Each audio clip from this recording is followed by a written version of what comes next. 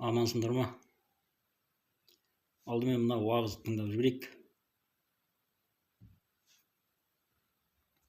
Құдай бар дейсіңдер, жәннат бар дейсіңдер, тозақ бар дейсіңдер.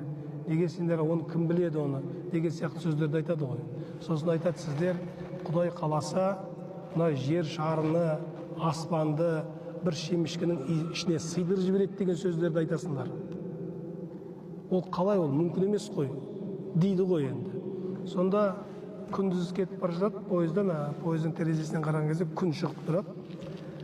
Ана коммунист кісі айтады енді, молда кісіге, қожа кісіге, мына жерден дейді, мына күн 1.300.000 есе үлкен дейді. Көлемі. Осында үлкен күн, мынандай үлкен жер, ол жемішкеге қалай сияп, сендер не өстіп айтасыңдар дейді ғой. Ана молда кісі біраз үндемей тыңдап отырады енді.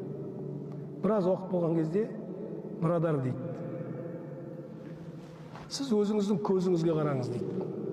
Қандай кішкентай дейді. Ана күн үлкен дейді. Сол үлкен күнді кішкентай көзіңізге сыйдырып қойған Құдай қаласа шемішкеге сыйдырып жібереді деген екен. Көріңіз, даналық, ақыл, қалай адам түсіндіре білген.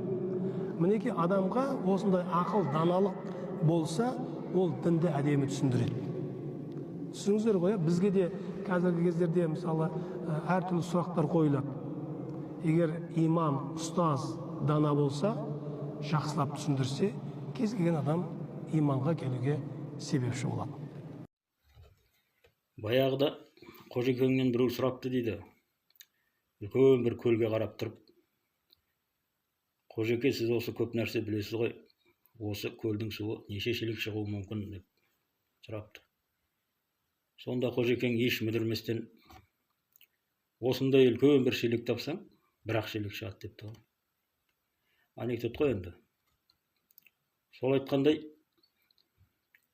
сондай бір үлкен семішке болмаса, мына әлем кәдімгі семішкеге енді сия қоймас. Жалпы даналықпен жауап беріп тұр деп тұр ғой мына жерде. Бұл даналық емес. Күннің адам көзіне сыйып тұруы оның ара қашықтығында болып тұр. Күн мен жердің арасы 150 миллион километр. Яғни 150 миллион километр қашықтықта жер күнді айналып жүреді. Сондықтан ол өте кішкентай тошқа болып тұрғандықтан ол сыйып тұр.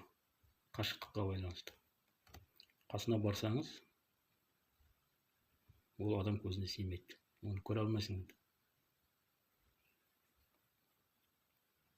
Бұл жерде ешқандай даналық жоқ. Бұл тек қана жалпы мына әлем, бүкіл әлем адамның көзіне сыймайды.